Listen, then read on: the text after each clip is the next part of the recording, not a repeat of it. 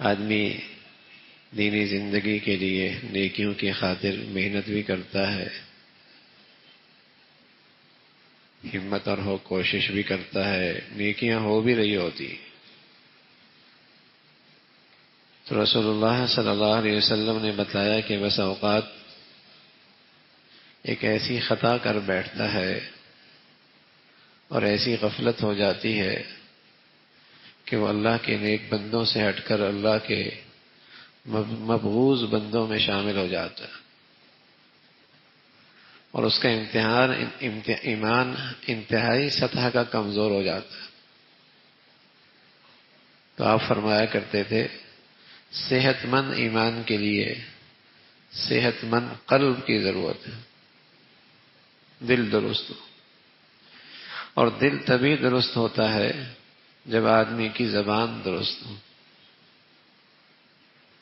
ایمان اچھا ہو، اس کے لیے دل اچھا ضروری ہے، اور اچھے دل کے لیے اچھی زبان ضروری ہے۔ ایمان تبھی خراب ہوتا ہے جب دل خراب ہوتا ہے، اور دل کی خرابی کی سب سے بڑی وجہ زبان خراب ہے۔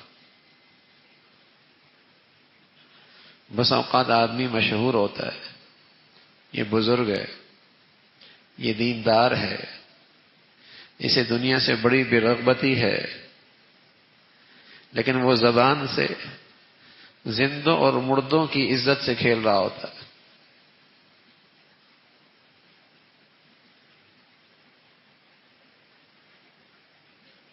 اس کی شہرت ہوتی ہے، لوگ اس کی طرف اشارہ کرتے ہیں، بڑا بزرگ ہے، بڑا دیندار ہے، بڑا عبادت گزار ہے، لیکن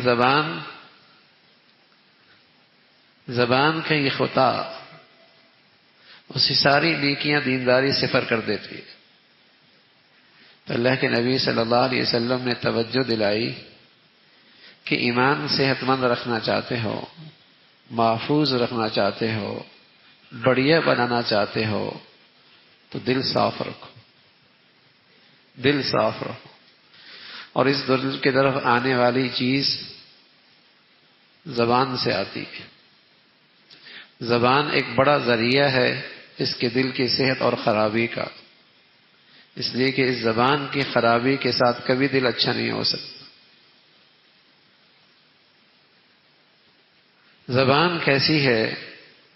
اللہ کے نبی صلی اللہ علیہ وسلم سے عرض کیا گیا، یا رسول اللہ کیا ذریعہ ہے جو لوگوں کو جہنم میں لے جائے گی، اور لوگوں کے جہنم میں جانے کا ذریعہ کیا چیز بنے گی؟ فرمایا الفم والفرج، ایک زبان اور دوسری شرمگاہ۔ کثرت سے لوگ جو جہنم کے مستحق بنیں گے زبان کی بے احتیاطی کی وجہ سے اور شہوت کے غلط استعمال کی وجہ سے۔ شرمگاہیں محفوظ نہیں، زبان پاک نہیں، فرمایا یہ سب سے بڑا ذریعہ ہے جہنم میں جانے کا۔ حضرت معاذ رضی اللہ تعالیٰ عنہ نے اللہ کے نبی صلی اللہ علیہ وسلم سے عرض کیا، یا رسول اللہ کیا چیز ہے جو آدمی کو جنت میں لے جائے اور جہنم سے دور کر دے؟ تو آپ علیہ الصلوۃ والسلام نے اسے چند بنیادی اعمال بتائے اور فرمایا ان سارے اعمال پر تمہیں قدرت حاصل ہو جائے، یہ جنتی بننے کے لیے یہ جو میں نے اعمال بتائے ہیں ان پر تجھے قدرت حاصل ہو جائے تو میں تمہیں ایک ایسا عمل بتاؤں؟ تو آپ علیہ الصلوۃ والسلام سے معاذ کرنے لگے، بلا یا رسول اللہ ضرور بتائیں۔ آپ نے فأخذ بلسان نفسی، آپ نے اپنی زبان کو پکڑا، فرمایا بس اسے روک لو، اسے روک لو۔ تو معاذ فرمانے لگے، یا رسول اللہ کیا میں بات کروں اس پر بھی میرا مواخذہ ہوگا اور اس پر بھی میری پکڑ ہوگی؟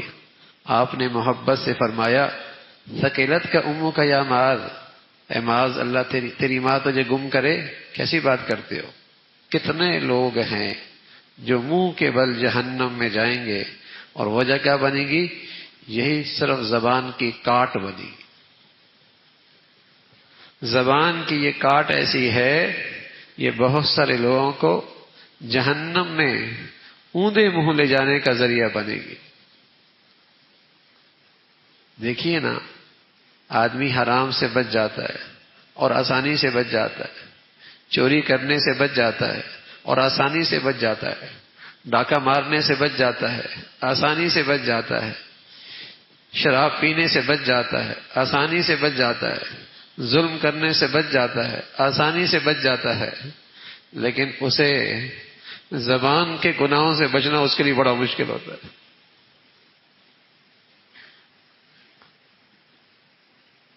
بڑا پرہیزگار ہوگا بے حیائی کے کاموں سے بچنے میں، بہت زاہد اور متورع اور پرہیزگار ہوگا ظلم کے معاملے میں، بہت احتیاط کرنے والا ہوگا حرام کھانے میں، لیکن زبان اس کی کیسی ہوگی؟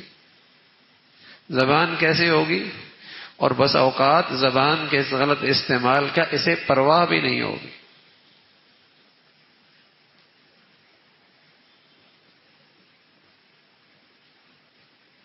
اور اسے اندازہ ہی نہیں ہوتا کہ اس کا ایک جملہ اس کی مہینوں کی نہیں سالوں کی محنت ضائع کر دیتا ہے۔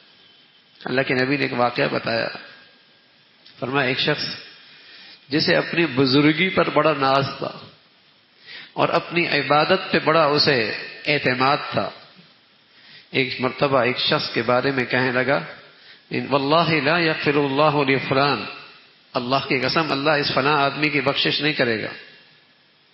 یہ جملہ کہہ دیا، اللہ کی قسم یہ فلاں آدمی کی اللہ بخشش نہیں کریں گے۔ فقال اللہ عز وجل، اللہ کے نبی صلی اللہ علیہ وسلم فرمانے لگے، اللہ کہنے لگے اسے میرے بارے میں یہ جرت کیسی ہوئی، میں نے فلاں کی بخشش کر دی اور اس کی ساری خطائیں معاف کر دی اور اس شخص کی ساری نیکیاں ضائع کر دی۔ ایک جملہ زندگی بھر کی نیکیوں کی عمارت صفر ہو گئی۔ ایک جملہ، حالانکہ بڑا عبادت گزار اور نہ جانے اس نے کیسی کیسی عبادات کی ہوں گی۔ ابو ہریرہ فرمانے لگے کہ ایک آدمی کا ایک جملہ بس اوقات اس کی دنیا آخرت خراب کر دیتا ہے، دنیا بھی برباد ہو جاتی ہے، آخرت بھی برباد ہوتی ہے۔ حضور علیہ الصلوۃ والسلام کے بارے میں آپ فرمانے لگے کہ ایک آدمی ایک جملہ کہتا ہے اور ایک کلمہ کہتا ہے اور اسے اندازہ نہیں ہوتا کہ اللہ کو یہ کلمہ کتنا پسند ہے اور اس کے خوب جنت میں درجات بلند ہو جاتے ہیں، اور ایک شخص اللہ کی ناراضگی کا کہتا ہے اور اسے پرواہ ہی نہیں ہوتی کہ میں نے کتنا بڑا جرم اور میں نے کتنی بڑی خطا کر دی، لیکن وہ جہنم میں بیچوں بیچ جا گرتا ہے۔ زبان، ابو بکر رضی اللہ تعالیٰ عنہ ایک مرتبہ زبان ان کو پکڑ کر کہنے لگے مجھے تجھ سے ڈر لگتا ہے۔ صحابی کہنے لگے کہ احد کے موقع پہ ایک شخص میدان میں شہداء میں پڑا ہوا تھا اور بھوک کی وجہ سے اس کے پیٹ میں پتھر بندھے ہوئے تھے۔ اس کی والدہ آئی اور اس کے چہرے سے مٹی ہٹا رہی، شہداء میں پڑا ہوا ہے، پیٹ پہ پتھر بندھی ہوئی ہیں۔ والدہ آئی، چہرے سے مٹی ہٹانے لگی اور کہنے لگی ہنی ان لک یا بنی الجنہ، خوش آمدید میرے بیٹے، جنت تیری انتظار میں ہے۔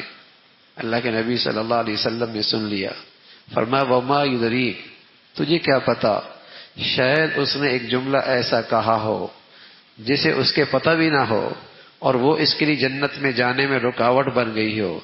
وَيَمْنَعُ مَالًا وَيَمْنَعُ مَا لَا يَضُرُّهُ، اور ہو سکتا ہے اس نے وہاں بخل کیا ہو جہاں اگر وہ بخل نہ کرتا تو اس کے مال میں کمی نہ آتی اور اس کے مال میں فرق نہ آتا۔ تجھے کیا پتا کون سا عمل اور کون سے زبان کی بات اسے جنت سے محروم کر دینے والی۔ میدان میں پڑا ہے، شہداء میں رکھا ہوا ہے، احد کا میدان ہے، پیٹ پہ پتھر باندھے ہوئے ہیں۔ اللہ کے نبی صلی اللہ علیہ وسلم نے تنبیہ فرمائی، کبھی اس خیال میں نہ رہنا کہ میری نیکیاں بہت ہیں، میری عبادات بہت ہیں، میری تلاوت بہت ہے، میرے اعمال بہت اچھے ہیں.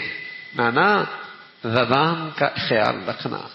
اللہ کے نبی فرمایا کرتے تھے املک لسانک، اسے قابو میں رکھو. من صمتا نجا، جو خاموش رہا نجات اسی نے پائے گی. یہ دور تو ایسا ہے میرے عزیزو، اس زبان کے بول سے بس اوقات صبح ایک ایسا جملہ کہتا ہے مسلمان نہیں رہتا، دن بھر ایمان پہ ہوتا ہے، شام میں ایسا جملہ کہتا ہے اسلام سے فارغ ہو جاتا ہے. اسے اندازہ ہی نہیں ہوتا زبان سے کیا تہمتیں ہیں، غیبتیں ہیں، طنز ہیں، دوسروں کی عزت و آبرو پہ تماشا ہے.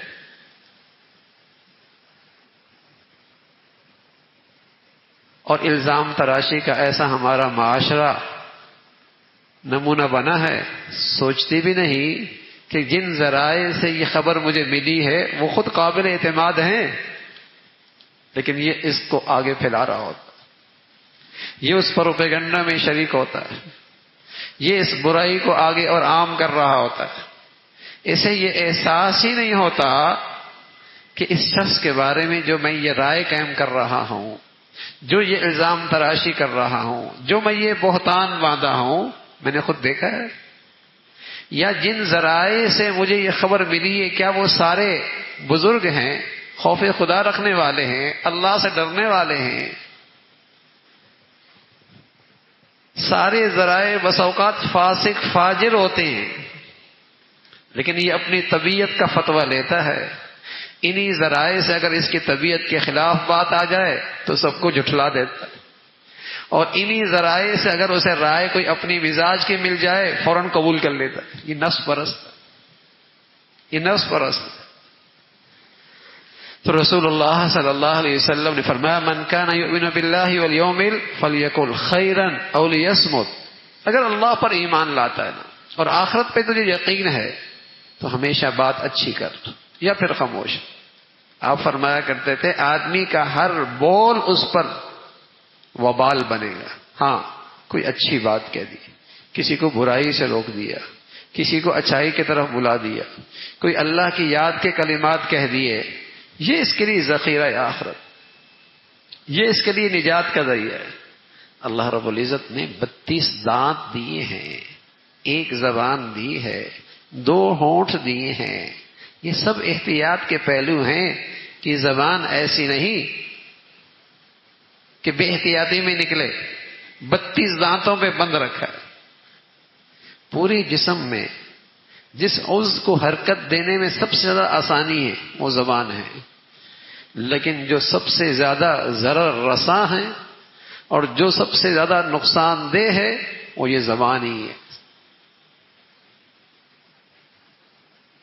تو اسے 32 دانتوں میں رکھا، پھر آگے ہونٹ لگائے کہ اچھی طرح سوچ لو کیا کہہ رہے ہو، کس کے بارے میں رائے ہو.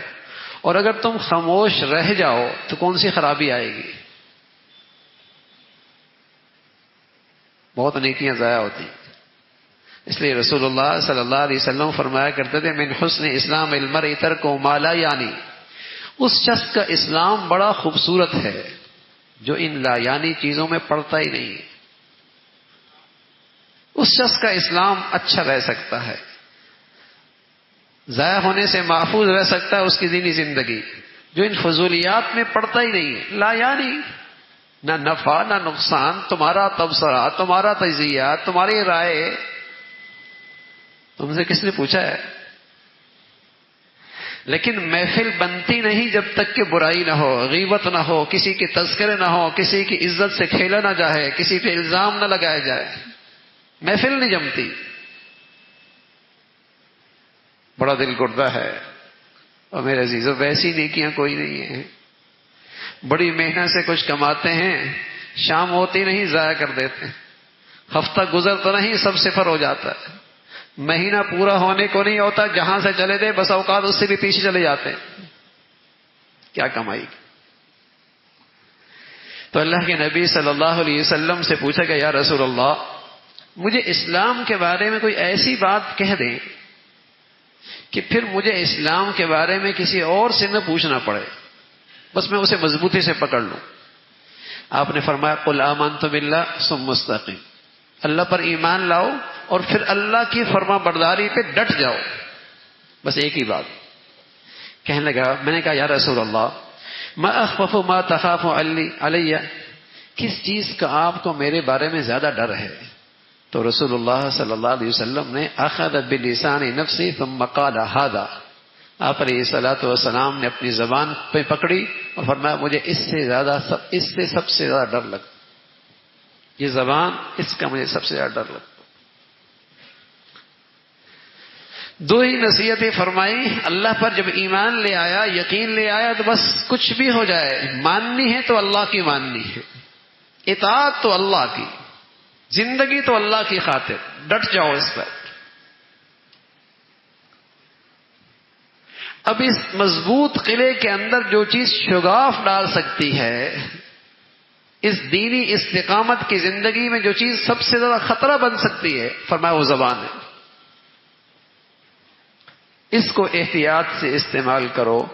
تو اللہ کے نبی صلی اللہ علیہ وسلم نے فرمایا کہ مسلمانوں جب صبح ہوتی ہے نا تو سارے اعضاء اس زبان کو کہتے ہیں تو سیدھی چلنا، اور تو ہمارے بارے میں اللہ سے ڈرنا، تیرا صحیح چلنا ہمارا صحیح چلنا ہے، اور تیرا غلط چلنا ہم سب کا غلط ہو جانا ہے، تیرا صحیح چلنا ضروری ہے۔ اس لیے فرمایا کرتے تھے ما اوردنی الموارد، سب سے چیز مجھے جس چیز کا ڈر ہے وہ زبان ہے، یہ چیز مجھے ہلاکت میں ڈال دے گی۔ بس اوقات آدمی ایک جملہ کہتا ہے، اسے اندازہ نہیں ہوتا کہ یہ فضا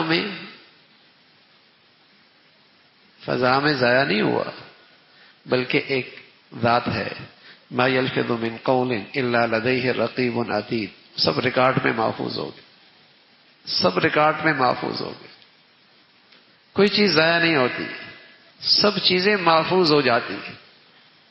اور بتائیے تم نے خلوت میں کہا، تنہائیوں میں کہا، لوگوں کے پیٹھ کے پیچھے کہا، اور کل بارگاہ خداوندی میں تمہاری وہ سارے باتیں پیش کی جائیں اور تمہیں کہا جائے اب ان کو ثابت کرو، کس سطح پہ کھڑا ہوگا؟ ہاں، زبان کے دو آفتیں، ایک آفت تو کلام ہے کہ غلط بات کہی، دوسری آفت خاموش ہے، سکوت ہے۔ درمیان کا راستہ کیا ہے؟ درمیان کا راستہ ہے درمیانی، کہ خاموش رہے غلط بات سے، نہ حق بات نہ کرے لیکن حق سے خاموش نہ رہے، اس لیے کہ حق کا خاموش رہنا یہ بھی گنگا شیطان ہے۔ جہاں برائی سے روکنا فرض ہے، بیٹا ہے، بیٹی ہے، گھر ہے، کھلے منکرات ہیں، ماتحت ہیں، وہاں خاموش رہنا گنگا شیطان ہے۔ وہاں زبان کی آفت کیا ہے؟ سکوت،